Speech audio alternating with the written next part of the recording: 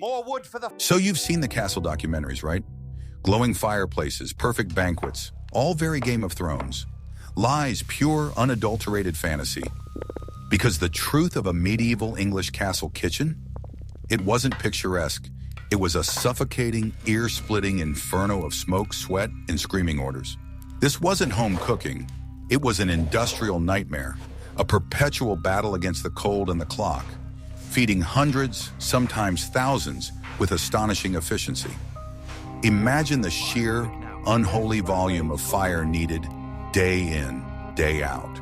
How did these forgotten culinary warriors, without a single modern convenience, manage to conjure endless feasts from roaring, untamed flames without turning the entire fortress into a charcoal briquette? Were they masters of a lost pyrotechnic art, or simply living on the knife edge of constant catastrophe?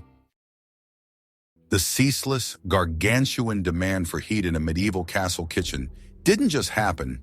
It necessitated an incredibly organized and robust fuel supply chain, a logistical marvel in an age without modern transportation or infrastructure. This wasn't merely a matter of chopping a few logs. It was an industrial-scale operation, involving intricate planning and dedicated manpower that extended far beyond the castle walls. Castle accounts and surviving estate records frequently detail specific allocations of forest lands, sometimes dozens or even hundreds of acres, solely for the purpose of woodcutting to sustain the lord's household. Dedicated teams of foresters and woodcutters would work year-round, not just felling trees but managing the woodland sustainably to ensure a continuous yield for generations. Hardwoods like oak, beech, ash, and elm were overwhelmingly preferred due to their high caloric value, producing intense, long-lasting heat and a steady, predictable burn with fewer sparks than softer, resinous woods like pine. This made them ideal for the sustained, high temperatures required for roasting whole carcasses on spits and achieving the consistent heat necessary for large-scale baking in massive stone ovens. Once felled, the timber wasn't immediately transported. It had to be meticulously seasoned, a crucial process often lasting for months, sometimes even a year or more, to reduce its moisture content. Dry wood burns hotter, more cleanly, and more efficiently, maximizing every precious calorie of heat and minimizing smoke, which was a constant battle in the kitchen. Following seasoning, the heavy loads of timber were transported, typically by resilient ox carts lumbering along rudimentary tracks, or, where available, by river barges, a far more efficient method for bulk transport, often influencing the strategic location of castles near navigable waterways. This complex journey, often over considerable distances and challenging terrain, highlights the hidden, monumental effort behind every hot meal.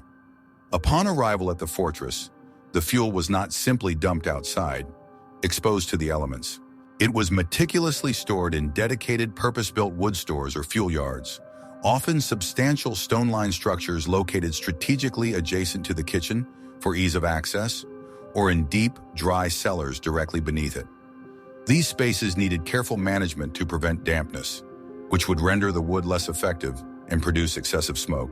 Moreover, these vast stockpiles of dry wood and highly combustible charcoal, which was also produced for hotter, cleaner burning and specific culinary applications, presented an ever-present risk of spontaneous combustion or accidental ignition, requiring constant vigilance and robust construction. The sheer scale of fuel consumption was enormous. A single large castle might burn hundreds of tons of wood annually. This entire process, from forest management and felling to seasoning, transportation, and careful storage, required significant labor, intricate planning, and continuous oversight. It powerfully underscores that the heat in the kitchen was not just magically generated, but was a meticulously supplied and managed resource, underpinning the very sustenance and defense of the castle. Did the choice of specific hardwoods significantly influence the longevity and structural integrity of the castle's hearths and ovens, beyond just burning efficiency? If you want to know the answer to this question, you should watch this video to the end. Indeed, the choice of fuel indirectly influenced the longevity of the heating structures.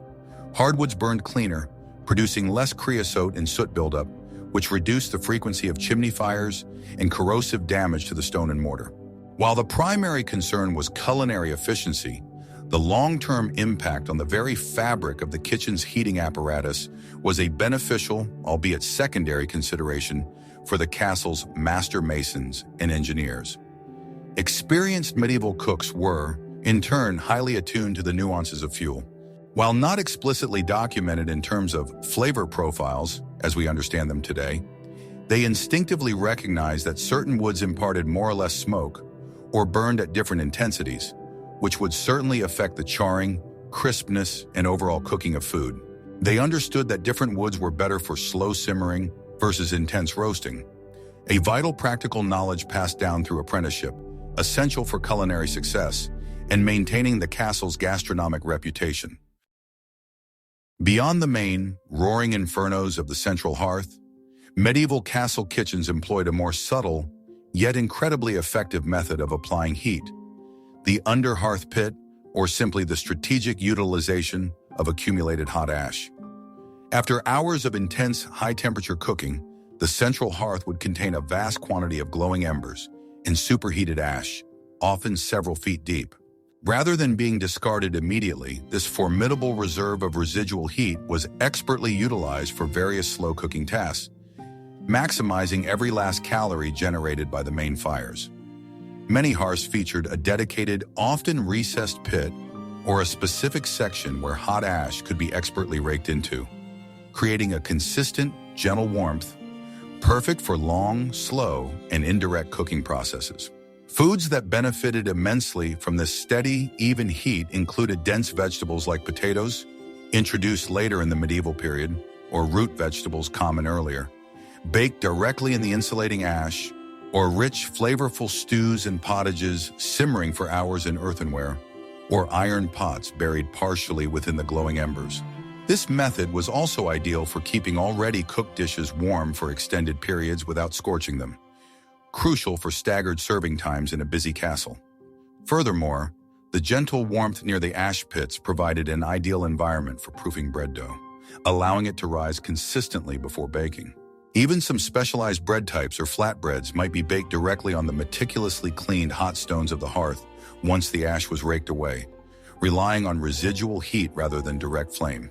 This technique was incredibly fuel efficient, ensuring that no heat was wasted, a testament to the medieval cook's ingenuity in exploiting every available resource and understanding the subtle properties of a dying fire. The challenge of safely retrieving food from these scorching hot ash pits without burning oneself or contaminating the food with fine ash was a constant test of skill. Cooks used an array of specialized, long-handled shovels, rakes, and tongs designed specifically to carefully maneuver aside the hot ash, revealing the perfectly baked or warmed items beneath. For added protection, foods destined for ash baking were often wrapped in protective layers, large damp leaves, clay casings, or a thick protective crust to prevent direct contact with the ash and ensure cleanliness. While modern heat-resistant gloves were non-existent, the cook's hands, already hardened and often calloused from years of working in the heat, would be protected by thick cloths or layers of damp leather for momentary handling, and they worked with incredible swiftness and practiced precision to minimize their exposure to the extreme, radiating heat. This intimate, intuitive understanding of fire's lingering power was a cornerstone of medieval kitchen efficiency. Was this method of using residual heat ever leveraged for purposes beyond just cooking, perhaps for warming parts of the kitchen itself or for drying other materials? Indeed, the residual heat from the ash pits and cooling hearths was sometimes indirectly leveraged. The warmth radiating from these areas could provide a slightly more comfortable working environment for kitchen staff during colder periods.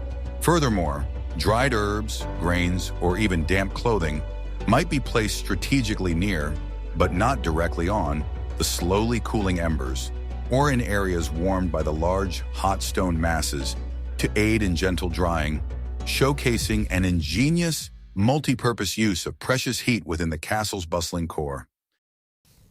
While spits rotating by hand were certainly common, particularly in smaller establishments or for less grand occasions, the most sophisticated castle kitchens, those catering to royal households or powerful lords, utilized truly ingenious mechanical turnspits to automate the arduous and continuous task of roasting. This represented a direct, highly efficient application of controlled heat. These remarkable devices, often known simply as jacks, were early complex mechanisms that showcased a surprising level of medieval engineering prowess. They could be powered by various means, each demonstrating a different aspect of mechanical advantage.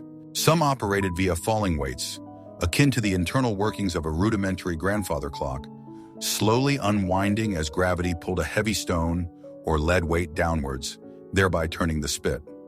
Others relied on more intricate clockwork mechanisms, though these were rarer and incredibly expensive, reserved for the wealthiest patrons. Most commonly, however, the power source was a turnspit dog, a specially bred, small, often long-bodied canine that ran continuously on a treadmill or in a revolving cage, connected via a series of gears and chains to the spit. These mechanical systems were vital. They ensured a remarkably steady, continuous rotation of the meat in front of the open flames, which was absolutely crucial for even cooking, preventing one side from charring while the other remained raw. This consistent motion also helped the meat to self-baste, allowing its melting fats to drip down and coat the surface, enhancing flavor and preventing drying. The introduction of such devices allowed the highly skilled head cooks and their immediate assistants to focus on other, more delicate culinary tasks, significantly improving overall kitchen efficiency and the quality of the final product. However, even with mechanical assistance, the job of roasting was far from effortless or hands-off. Someone, typically a dedicated scullion or junior cook, still had to perform the physically demanding tasks of loading and unloading the often immensely heavy spits, which could bear the weight of entire oxen or multiple sheep. This individual also had to constantly monitor the cooking process, adjusting the spit's distance from the roaring fire to control the rate of charring and ensure thorough internal cooking. Furthermore, frequent basting of the meat with its own drippings or flavored liquids remained a manual, crucial step. In the case of the dog-powered systems, ensuring the animal was adequately fed, rested, and cared for was also a constant responsibility, as their welfare directly impacted the kitchen's roasting capacity. The mechanical systems themselves, being intricate collections of gears, chains, and pivots, required surprisingly regular maintenance, meticulous cleaning to remove accumulating grease and soot, and careful lubrication to prevent seizing up under the harsh kitchen conditions. This ingenious application of harnessed power, directly linked to managing the transfer of heat to food on a large scale, highlights a sophisticated level of technical understanding and operational foresight within the medieval castle kitchen. How were these complex mechanical turnspits maintained and kept operational for years, given the constant heat, pervasive smoke, and inescapable grease in a medieval kitchen, and without any access to modern lubricants or spare parts? If you want to know the answer to this question, you should watch this video to the end. Maintenance involved an almost obsessive level of meticulous cleaning to remove the tenacious buildup of grease, soot, and carbonized food particles, all of which could quickly seize up gears and impede smooth operation. Lubrication was a constant necessity and was typically achieved using readily available animal fats, such as rendered lard or suet, or various vegetable oils, which, while not as effective as modern industrial lubricants, performed adequately enough to keep the mechanisms turning. When parts wore down or broke, skilled smiths, often part of the castle's permanent retinue, or specialized mechanics from nearby towns were employed to painstakingly forge replacements, repair damaged components, or retemper worn parts. This dedication to repair and maintenance was crucial, ensuring the continuous, automated roasting that was so vital for the large-scale feasting and daily sustenance of the castle's inhabitants. The sheer logistical challenge of feeding hundreds, if not thousands, of castle inhabitants on a continuous basis meant that the kitchen's primary heat sources, especially the gargantuan hearths and monumental bread ovens, were not merely lit each morning. Instead, they were in virtually constant operation, often 24 hours a day, year-round. This wasn't about the laborious process of lighting a fire from scratch every morning with tinder and flint. It was about maintaining an eternal flame, or, at the very least, ensuring a ready supply of deep, glowing embers that could be quickly revived. This continuous operational demand necessitated a highly organized system of night watch or dedicated, often lowest-ranking staff whose solemn and continuous duty it was to bank the fires. Banking a fire was an ancient and remarkably effective technique. It involved carefully covering the glowing embers and hot coals with a thick, insulating layer of ash or a non-combustible material like damp clay, sand, or even soil at the end of the day's cooking or before the night watch retired. This meticulous technique effectively starved the embers of oxygen, preventing them from burning away completely. Instead, they would smolder slowly and retain an astonishing amount of latent heat for many hours, sometimes through the entire night. In the early morning, often before dawn, the banked fire could be easily and quickly revived by simply raking away the insulating layer of ash, adding a few pieces of fresh kindling and dry fuel wood, and then encouraging the embers with a gentle blow or a set of bellows. This method saved enormous amounts of time and the laborious effort compared to starting a fire from scratch each day. Crucially, it also conserved precious fuel, which was a significant expense and logistical burden for any castle. The ability to instantly rekindle a substantial fire ensured that fresh bread could be baked, water could be boiled for morning ablutions, and hot meals could be prepared from the earliest hours of dawn, long before the sun had even risen. What were the inherent grave risks of maintaining these banked fires overnight within a medieval castle, considering the ever-present, terrifying danger of an uncontrolled conflagration? If you want to know the answer to this question, you should watch this video to the end. The risks were indeed significant and ever-present.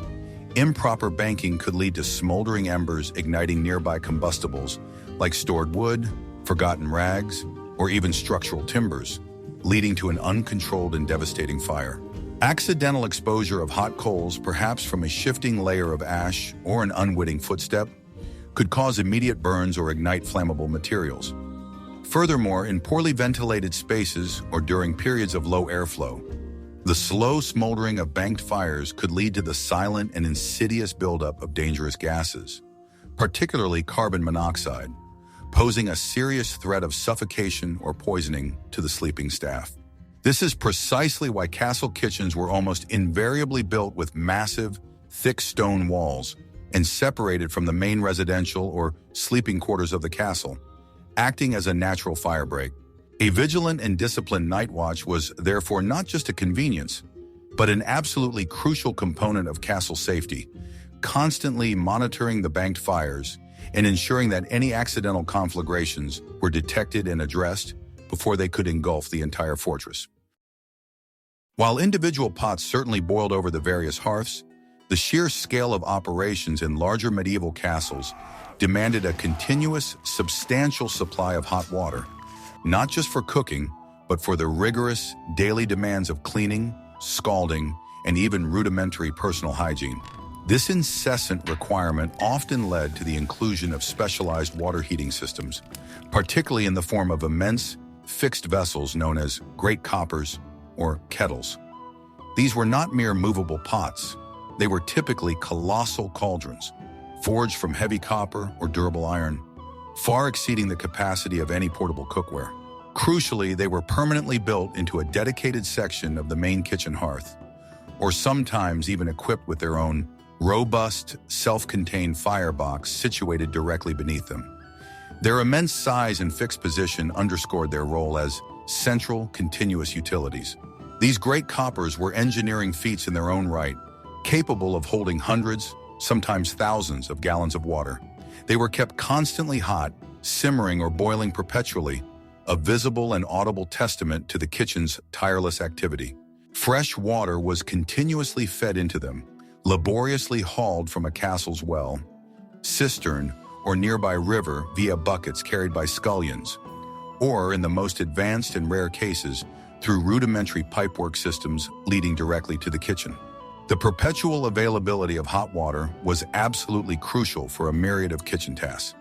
It was essential for washing the vast quantities of dishes, platters, and cooking implements used daily, for efficiently scalding poultry or pigs to aid in feather and hair removal, for blanching vegetables to prepare them for further cooking or preservation, and for providing the precise temperatures needed for various other culinary processes, such as clarifying fats or making broths. Beyond the purely culinary, this constant supply of hot water allowed for some vital level of personal hygiene for the kitchen staff themselves, which, while basic by modern standards, was indispensable in such a hot, grimy, and often unsanitary environment, helping to mitigate disease. This constant, enormous demand for hot water therefore represented a significant, sustained consumption of fuel and an unceasing commitment of human effort, directly impacting the castle's operational budget and labor force. How did the cooks manage to prevent severe contamination or stagnation of the water in these constantly heated, non-draining vessels, which were essentially communal baths for both food and utensils? The management of water quality in these great coppers was a constant demanding chore. The water was regularly refreshed, with significant quantities of old water being drawn off, often for disposal or for less critical tasks, and new fresh water added in a continuous cycle. While complete sterility was impossible without modern understanding, the continuous heating helped significantly in killing off many common bacteria. For critical tasks like washing dishes, a separate hot water supply might often be maintained, or a portion drawn off into smaller, cleaner vessels. Crucially, the great coppers themselves would be regularly and rigorously scoured and cleaned, an incredibly arduous task involving draining, scraping, and scrubbing by hand, often with abrasive materials like sand or ash, to prevent the buildup of grime, sediment, and slime. This constant maintenance, though laborious, was essential to ensure the functionality and relative cleanliness of these vital heating systems. Beyond the immediate culinary demands of preparing fresh meals, heat in the medieval castle kitchen, or within an adjacent specialized chamber, was critically and ingeniously employed for food preservation, most notably through the ancient technique of smoking. Smoking chambers were often thoughtfully integrated directly into the kitchen complex, perhaps as a specialized upper story or a dedicated room, or positioned strategically nearby to leverage the existing heat and smoke sources.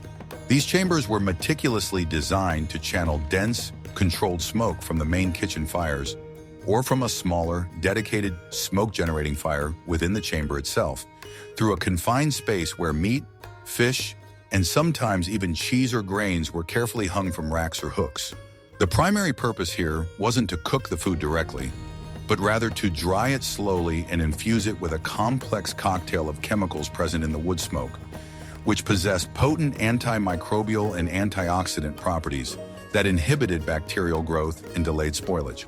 The key to effective and successful smoking was a precise balance: controlled, low heat in the generation of dense, continuous smoke, rather than intense, direct flame that would prematurely cook the food. The fire in the kitchen's hearth, or a smaller, smoldering fire deliberately built in the smoking chamber, would be carefully managed to produce ample quantities of smoke without excessive heat that would render the food inedible or accelerate spoilage. The duration of the smoking process could vary dramatically, ranging from a few days for a lighter cure to several weeks or even months for a deep, long-term preservation, depending on the type and size of the food item and the desired level of preservation.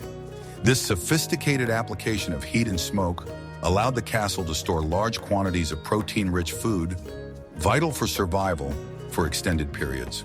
This was especially critical during the lean winter months when fresh provisions were scarce, or during prolonged sieges when external supplies were completely cut off.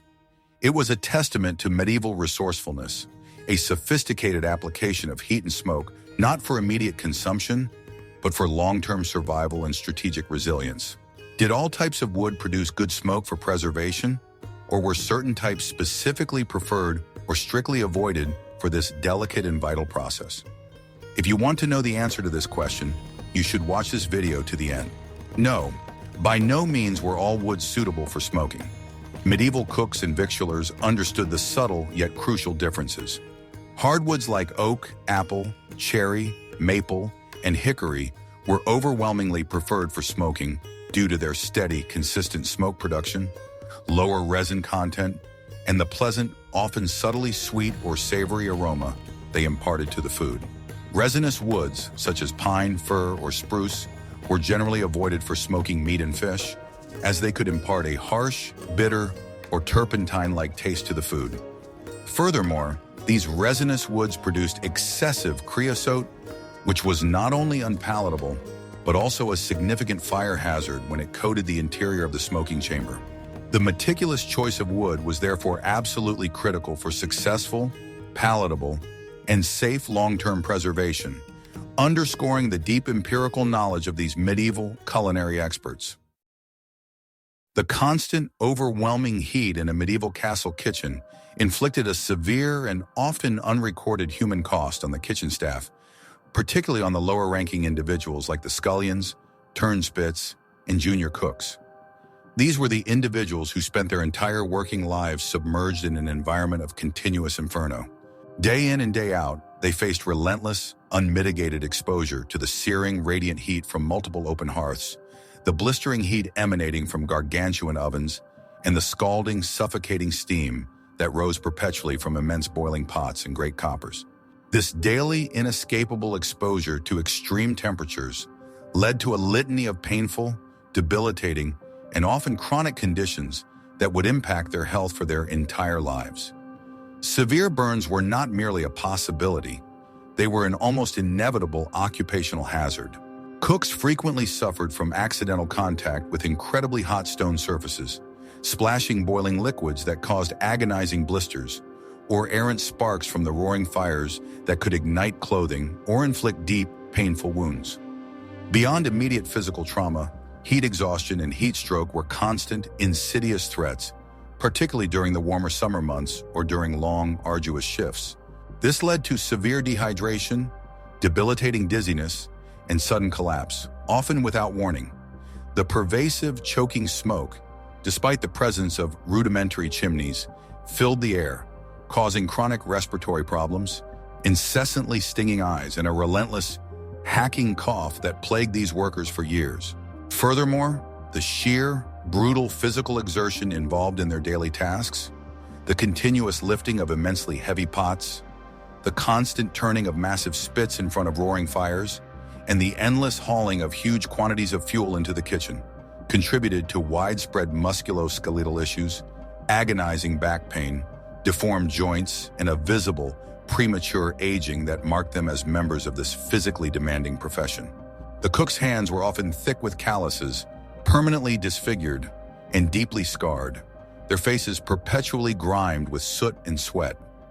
Their sheer physical and mental endurance under such overwhelmingly harsh conditions was truly remarkable, a profound testament to the brutal realities of medieval labor, where daily survival often meant accepting immense and sustained physical hardship. Was there any structured form of cooling or systematic respite specifically built into the castle kitchen's operation to alleviate the suffering of these cooks during their grueling, interminable shifts? Formal, organized cooling systems or scheduled respite breaks as we understand them today simply did not exist. Any relief was minimal, informal, and entirely at the discretion of the head cook or lord. This might involve stepping outside the sweltering kitchen for a brief moment to catch a breath of fresh, though likely smoky air, gulping down water, or perhaps being temporarily assigned to a less heat-intensive task, like preparing ingredients in a cooler pantry for a very short period. The architectural design of many large castle kitchens, with their high ceilings and sometimes strategically placed windows or doors allowing for a degree of cross-ventilation, did offer some minor relief by allowing hot air and smoke to escape, but this was often insufficient. Ultimately, true relief usually only came with the complete cessation of their shift, to be replaced by the next wave of equally sweltering and enduring individuals, continuing the cycle of constant, grueling labor in the castle's fiery heart. While the massive fixed hearths formed the primary, unmoving source of intense heat within the medieval castle kitchen, braziers offered medieval cooks crucial portability and unprecedented versatility in applying heat where and when it was needed. These were essentially freestanding, movable metal containers, typically robustly constructed from iron, designed to safely hold hot coals, glowing embers, or small amounts of burning charcoal. Their inherent portability was their greatest asset, allowing cooks to precisely move a concentrated source of heat to specific work areas within the sprawling kitchen where a fixed fire was impractical, unnecessary, or simply too far away. This meant bringing the heat to the food rather than always bringing the food to the main fire. Braziers were employed for a surprisingly diverse array of tasks, They were perfect for simmering smaller pots away from the turbulent chaos of the main hearth, offering a more controlled and isolated heat source for individual dishes. They were invaluable for the slow cooking of delicate sauces, gravies, or reductions that required precise, consistent warmth over an extended period without scorching. They also played a vital role in keeping cooked food warm on a side table or holding area before it was finally dispatched to the Great Hall for the Lord's banquet, ensuring that every dish arrived at the optimal serving temperature. Beyond direct cooking, braziers could also be used for warming plates before serving or for maintaining the ideal temperature of serving dishes as they awaited their moment on the high table. This unparalleled flexibility in heat distribution was an invaluable asset in a busy, high-pressure kitchen, enabling multiple culinary tasks to be performed simultaneously and efficiently without each requiring a full-scale, permanent fire. However, managing these portable heat sources was a skill in itself, requiring constant attention to ensure a steady supply of hot coals and meticulous care in moving them around the bustling, often chaotic kitchen to prevent accidental spills, burns, or disastrous fires. Was the use of braziers ever extended beyond purely kitchen functions for cooking or warming within the castle? Perhaps as a form of portable heating for other activities or in less conventional spaces? If you want to know the answer to this question, you should watch this video to the end. Yes, braziers were indeed utilized beyond the confines of the main kitchen for various warming and even rudimentary cooking functions within the wider castle environment. In the Great Hall itself, smaller, sometimes more decorative, braziers could be brought in to provide ambient warmth to the Lord's high table during feasts, or more practically, for keeping wine or other drinks warm. They were also commonly employed in the private chambers of the Lord, lady, or other high-ranking nobility for personal warmth during cold weather. While primarily used for heating these rooms, very simple warming of snacks or drinks might occur. However, it's crucial to note that using braziers in unventilated personal chambers always carried a significant, often fatal risk of carbon monoxide poisoning, a danger not understood in the medieval period, leading to many unseen tragedies. Working with the extreme temperatures of a medieval castle kitchen demanded a specific array of specialized tools, many of which were designed explicitly for managing and interacting with intense heat. Cooks relied on an array of long-handled implements to manipulate food and fuel without risking direct contact with flames or scalding surfaces. These included immensely long peels for placing and retrieving bread from deep ovens, powerful tongs for handling hot coals and moving heavy pots, and sturdy ladles and stirring paddles with handles long enough to reach into massive, boiling cauldrons. Ash shovels and rakes made from iron were essential for managing the hearths, clearing ash, and banking fires. Trivets and pot stands, also made of iron, allowed cooks to place hot pots directly from the fire onto work surfaces without causing damage. While formal heat-resistant gloves, as we know them, didn't exist, cooks would often use thick layers of damp cloth or leather scraps wrapped around their hands for momentary protection, relying more on speed and practiced dexterity. The design of these tools, forged from durable metals, was a direct adaptation to the fiery conditions, allowing humans to interact with temperatures that would otherwise be lethal. Were these specialized tools common across all social classes in medieval England, or were they primarily found in castle kitchens?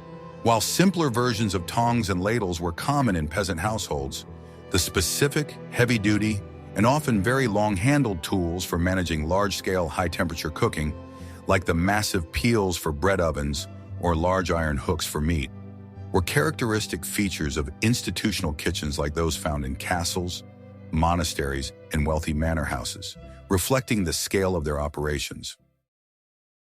While castle kitchens were typically separate buildings or distinct wings for fire safety, the sheer amount of heat generated within them could, and often did, create a localized heat island effect, providing incidental warmth to adjacent parts of the castle. The massive stone walls of the kitchen, acting as thermal mass, would absorb enormous amounts of heat during cooking operations. This stored heat would then slowly radiate outwards. Consequently, any rooms directly adjoining the kitchen or rooms immediately above it, if the kitchen was on the ground floor, would often be noticeably warmer than other parts of the castle. This was not a primary design intention for heating these rooms, but a beneficial side effect. Servants' quarters, sculleries, pantries, or even guard rooms that shared a wall with the bustling kitchen would receive a welcome degree of ambient warmth, especially during the cold English winters. It was a passive, unintended, yet undoubtedly appreciated benefit of the kitchen's constant fiery activity. Was this incidental warmth ever a factor in the strategic placement of certain comfortable rooms within a castle? While defensive and logistical considerations always trumped comfort in castle design, the incidental warmth from the kitchen might indeed have influenced the placement of less critical, but still important, rooms.